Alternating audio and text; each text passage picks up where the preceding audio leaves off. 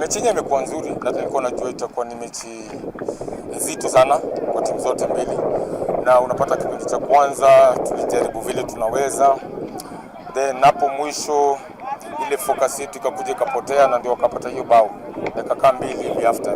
So naweza sema tu ile tulikuja tuka switch off.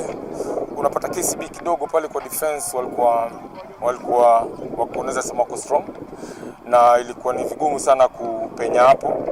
Pia kukosa Duke kwa hii mechi imetuadhiri kidogo, maana ukiangalia pre-season yote Duke ndiye amekuwa anatufungia na jana tu mwisho kabla tuanze mazoezi ndio nilikuwa nasikia yuko, so ilikuwa sasa tubadilishe tena mpango zile tulikuwa tumefanya awali, so hii ndio imekuwa pia pigo kubwa sana kwetu.